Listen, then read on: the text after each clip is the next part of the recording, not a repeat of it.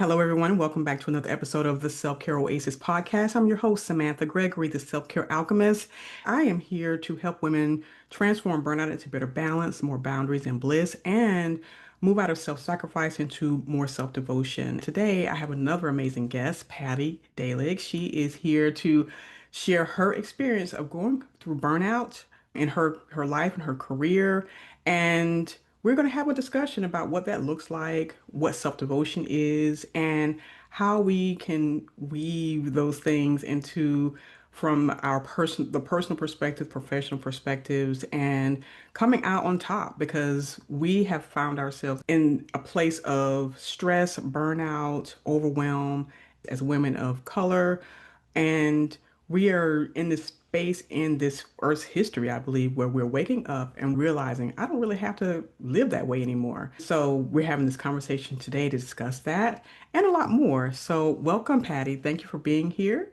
I'm so excited about our conversation today. Thank you so much for having me, Sam. I'm excited to be here. Good. So tell us who you are, what you do, how you're changing the world before we even get into your story. Yeah, so I am a leadership coach. I'm a consultant, and I work with nonprofits, small business owners, and with coalitions to really think about how can we be rooted in care for each other and our communities, in clarity of how we do our work and how we show up to it every day and cultures of collective power where it's not just top down and we're unlearning these harmful structures as we're trying to make a difference in the world. So a lot of the people who I work with are themselves changing the world through doing environmental justice and immigrant rights and education and it, so many amazing services to community. And the way that I work with them is to help them root back into why am I doing this? Who am I while I am doing it? And how can I myself be in my own healing? How can that ripple out to the work that I'm doing? And how can we build strong collaboration and resilient community while we're doing that? Oh, that's amazing. That's such good work because we can do all the work for everyone else, but coming back to ourselves and really seeing how it integrates in to the full message and the full expression of ourselves culturally is so important. I think we move into the service-based mindset, which is great. We forget ourselves. So I think this is kind of what this conversation is going to kind of unearth and bring forward. So with that in mind, share a bit about your story. Did you go through burnout and what did that look like? How did it impact you? Then we can go into how you began to mitigate that and transform it. Yeah, I have definitely experienced burnout multiple times. Mm, And the one that sticks out for me is during COVID. mm, I witnessed my partner who had to be hospitalized for COVID early on, I think in the second wave, late 2020. I was working in DEI and government, looking at resources available to businesses owned by women, by folks of color. So being an emergency response. And then I see my partner and I identify as Asian American. At that moment, there was also this growing movement around stopping Asian hate because there was so much violence against their communities. All of these things. I found myself in a team meeting. We were meeting daily at 9 a.m. as a team, which honestly for me was a game changer because it helped me to feel connected to what I was doing. But at the same time, in a meeting, someone said something innocent about why there was this violence happening towards Asian Americans. For me, though, it triggered something like, wow, you don't know our communities. You don't see me at all on a DEI team. right. And like, I had been working tirelessly at this moment. We are doing workshops out of the day to day. I became so overwhelmed and shut down. In Mm, the middle of the meeting, I turned off my camera, went on mute, and kind of just I like had to step away from the computer. and realized, oh, I actually need support. This is not okay. I was also very short with my partner. I yelled at the dog in a way that I never have. I was not myself. I shut down in the middle of a meeting where I'm the deputy, right? And I'm like, what is happening? So I was like, I need to take a break. I tried to access FMLA.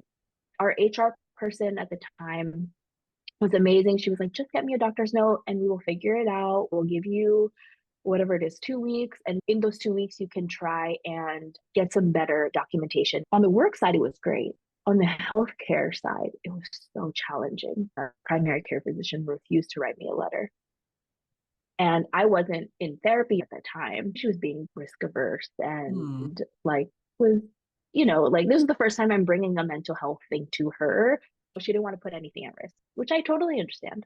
But at the moment, it was so hard. So I sought out specific mental health care to access that benefit with no luck. The second that I mentioned I wanted to take time off to a therapist over the phone, they're like, oh no, I'm not touching that. And I don't know, Sam, if it was just because they were getting a lot of those requests, but for me, it was just another thing that made it more challenging. Right. My HR team was great, my boss was great.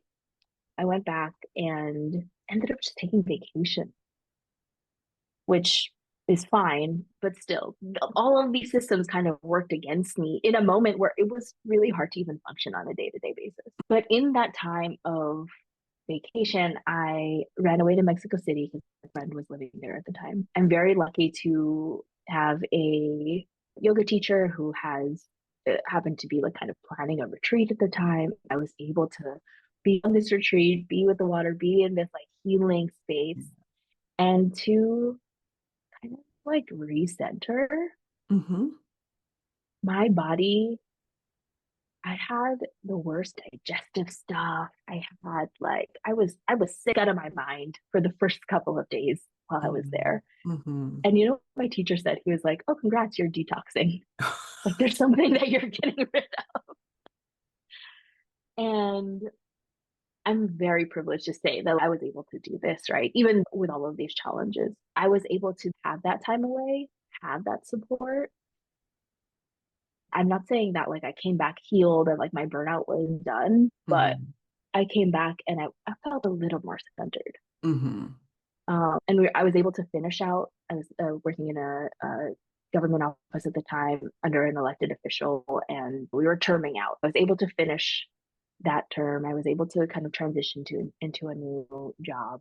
Mm-hmm. Yeah, it was like I look back at that version of me, and I'm like, oh my God, like I didn't even have a brain at that moment. I was just a Right. body. I was the body that needed help. Mm-hmm. Mm-hmm. Um, and some of the support that I got was able to just bring me back to like access again, like access, access like everyday life again. Right. Right. And I experienced burnout at least one more time after that. I'll stop there for now. Sure, sure. So thank you for sharing and being vulnerable with your story. But it just goes to show how whether you're in a crisis situation, like a national crisis or even world crisis, versus a so-called normal state, access to healthcare can be so tenuous depending on who you are. I'm going to say it like that. And yeah, like for health providers to deny you the much needed mental health break, documentation, it's like, what exactly are they thinking? Why are they making it so hard for me to advocate for myself? Because I think self-advocacy is so powerful, and to have barriers put in place just exacerbates the burnout. It makes it because that's just another layer of stress that you're dealing with, another layer of decision making and logistics, figuring things out. And I'm glad you had the vacation time, even though that still was not the perfect solution, but it was a solution that you were able to take. So I'm really thankful for that. But it just even looking at how there's so many barriers to good health, whether it's physical health, whether it's mental health, and how even that, and especially the system in the United States, contributes to even more. feelings of burnout and stress and distress. It's like I'm paying for these services, but I can't even access the services because a provider won't give me a write-off on it. I took FMLA myself and so I understand, that process and paperwork and all of the hurdles you have to jump through. When you're not connected to your brain, that makes it even harder, the process harder, basically, because you have to get through the fog of the brain that's on shutdown mode, fill out the paperwork, find documentation, remember all the symptoms, the triggers, the things that you're really trying to get help for. So I'm glad you had that. Like you mentioned, it doesn't always make the burnout go away when you finally are able to escape from the job or escape for a while, but it is a reset and recentering of yourself that gives you breathing room to deal with a little bit at a time and start to make shifts in your habits, your routines, behaviors, and stuff like that. So, was that what happened with you? You said you had good support that helped you come back to yourself. What did that look like? And is that something that most people can have access to, in your opinion? Mm, Well, I think what I know now is that there's kind of two parts to it. Mhm. First is almost like tending to what's acute, like first aid, if you will, like the Mhm. emotional first aid, just like, Mhm. okay, how can I get out of that state and come back to at least neutral? I don't have to feel good, right? Like, Right, how can I right. at least come back to neutral? Hmm. And then the kind of bigger picture is how can I let me take a step back before I say this, Hmm. because one thing that I think was really triggering for me, and that I see in a lot of my coaching clients now, is this hallmark of burnout, which is to feel like whatever you're doing, no matter what you're doing, it's not making a difference. Right, right. And so, outside of the kind of emotional first aid, there's the reconnecting back with no, like what I'm doing is important and I am contributing, and this is making a difference, at least for the people who I am serving in this moment. And that sense of grounding, of feeling like, oh, I don't have to do all of the things, I just have Hmm. to do my part along with the somatic piece, that has really supported me, especially right now, because today our communities are under physical threat. Our budgets are being cut for much needed services. Our community organizations, the ones that I work with who are grassroots, are more strapped than ever for funding, for staff with capacity, because we're all experiencing firsthand trauma, others definitely secondhand trauma. In this moment, we need those two things. We need that emotional first aid to come back to neutral and to Hmm. feel like I don't have to drop everything and solve all of these problems. I just have to come back to what I'm doing. Yeah, yeah, absolutely. And I'm glad you brought up the current state of affairs and how our communities are under attack. It's like we're in a war zone when everything is cut off and you are forced to be in survival mode and in that constant state of hypervigilance. What's going to happen next? What's the next headline we're going to see, or who's going to invade our neighborhood? I guess what makes it so bad is that it is an internal issue, almost a civil war, except we're not equipped with weapons like the other side is. And which again heightens the hypervigilance, it heightens the stress and burnout. And I know that once, I guess I'm gonna be very hopeful and say once all this is over, there's going to be a lot of stories of people who have, their burnout stories and dealing with everyday issues they're facing right now. Services like yours can point people to resources and give them a sense of hope because in 2020 it was a pandemic and in 2025 it was this internal conflict with migrants or supposed migrants and immigrants? How do we equip people now? How do help people separate the news and what's happening outside of their homes and really get back and stay centered so that Yeah. they're not drowning in the firsthand and secondhand trauma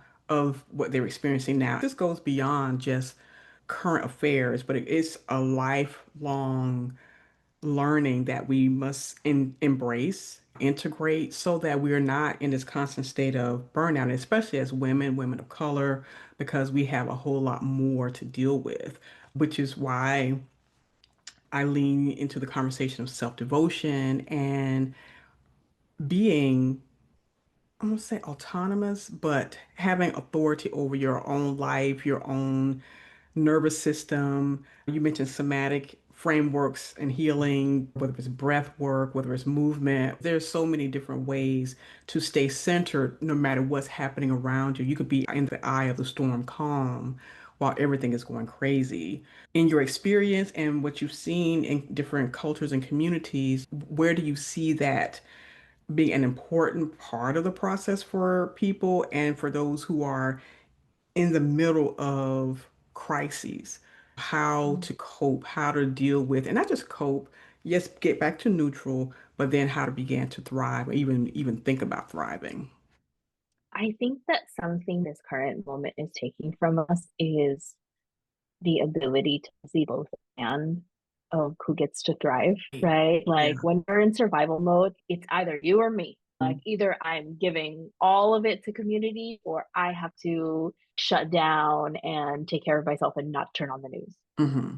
And that that kind of forced dichotomy is something that I think is really challenging. It's what creates on the self-care side, like this spiritual bypassing of like, F the world, I'm just gonna be in the spa and whatever, engulfed in the challenges of the world. And then that also shuts you down. But what I'm finding is that if it can be both, like if we can kind of find healing either like with our own, like you said, like breath work, our own kind of air.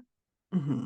And the other piece too is like it's also healing in community, like healing in relationship, having coworkers, friends, community partners, like the people around us, if Mm-hmm. that can also be supportive, Yeah. then it resources us and gives us capacity to show up for those things. And one thing that I find with leaders when I'm coaching them, especially in the first session, what are we trying to do here? What are Mm-hmm. our goals? Right. I'm finding with women of color, it is always a two-pronged goal. It's for them and it's for community, right? It's for them and it's for family. And I don't want to demonize that and make it like, oh, like, no, you're not taking care of yourself. You have to pour into yourself first. Leave that. But there's something really valuable about wanting to take care of both at the same time. Mm-hmm. Um, I think it's I inevitable. feel I like think it's inevitable because we are natural caretakers. Maybe doing an uptick on how we care for ourselves while we're taking care of others. Adding more for ourselves, pouring a little bit more in our cups. I even got to the point where it's like, okay, I used to always be like, as a mother, you always give your kids the very best, the first of a meal that you make, right? And then you'll take whatever's left. I said, no, I'm going to get the best of what's here because I need to be more fueled in order to support my kids, support my community, etc. So I think that's where the self-prioritization comes in. Putting ourselves first doesn't mean that we disregard everyone else. I think it just means we're going to put our mask on. We've heard that 1,000 times. We're going to eat more food. We're going to integrate more breath work at the beginning. We're going to do the thing that feeds us and fills us first, and then we will have that overflow ready for the other people in our lives. However that looks, whether you fill yourself up at night or in the morning. If you're not our morning person, however it looks for you, I think that little shift can make a big difference because you're not thinking of everybody else before you think of yourself, and then you have nothing left for yourself. But you, okay, I'm gonna think about myself first, and then I'm going to pour in. I'm gonna, you know, fill me up. I'm going to do the thing that brings me joy, at least one thing a day. And whether it's a belly laugh, a wonderful latte, or whatever it is, I'm just going to do this for me first. Then I feel Mhm. like I have the extra capacity, I have some extra energy, I feel taken care of because I made a conscious decision. Then I have this left for the community, for the kids, for our partner, or whomever. And I'm not starting at zero or -5. Right. That's how I envision it. A simple first step for people who just don't know where to start. Just start with yourself, doing that thing for you first. Get a bigger portion, get the best portion. If you like the leg on the chicken, don't give it to the kids, give it to yourself. They can get used to eating the other part of it. So, Yeah. I I I love that idea because it's the math for me too, right? Like you starting at zero or -5. How can you give if you're from the negative? I think for previous me and for some of the folks who I get to work with, it's the idea that you're not it's not like 100 and zero, right? You're not giving yourself 100 and then no one else gets zero right, either. right. They're still getting some. And Sure. also, there's actually more to go around Hmm. when you're not starting from zero. Like that Exactly. actually ripples out, Hmm. not just like me and then you. It's when I take care of me, I am also taking care of. Exactly. And it's abundance, I think. Even if you look at it from that mindset, it's abundance, Mm, it's overflow, it's filling up so that you have so much more to give. You feel in a more centered, grounded place. It's not you just taking. You can give, but if you give too much, then you're going to be a shell of a person. You're going to be sickly, you're going to be depleted, you're going to be irritable, you're going to be resentful, your health will start to decline because you're so entrenched in this self-sacrifice narrative that we've been taught in society, in churches, in schools, especially for women, because we're caregivers, we should always be giving, meting out all of the good things that we have to offer, whether it's our intelligence, skills, ideas, our physical bodies, literally, because as mothers, many carry the child and breastfeed the child and then take care, all the things you were planning. It's the second shift many women have to manage after a whole 9 to 5 day, giving ourselves permission to pause, take a break for half an hour, 15 minutes to refill so that, and then eliciting that support from other people as well. Because as women, even in our, whether it's in our on our jobs, whether it's in our community, whether it's in our families, we may be able to find people who are filling one another mm, with support, space, integration techniques, whatever it is. We can't do all of it in a vacuum. We need other people, we need community, we need people who can be a shoulder in time of need, and we can be a shoulder for them. It's a balance. If you're in a partnered relationship, hopefully that person can be someone you can lean on and not just another source of depletion. So even in your business, you mentioned before the call that you're a weaver. How does that look for individuals and how they can weave these concepts into their lives so that they can come out feeling more refreshed, recalibrated, rested, even though it's in incremental stages. when I talk about being a weaver, I'm talking about social change map or her ecosystem. Hmm. And the kind of bigger framework that she shares is that in the efforts towards justice, towards solidarity, towards healing for our communities, we all have our role. One of the things that I see in terms of burnout for myself, but also for so many others, and so many individuals, especially those who are in leadership positions within these kind of mission based organizations, is that we are trying to be all the things. Mm, We're trying to be the builder, visionary. We're trying to execute. We're trying to strategize. We're trying to heal. We're trying to do all of these things all at once. mhm, What she is saying in this framework is that you don't have to be all of the things at once.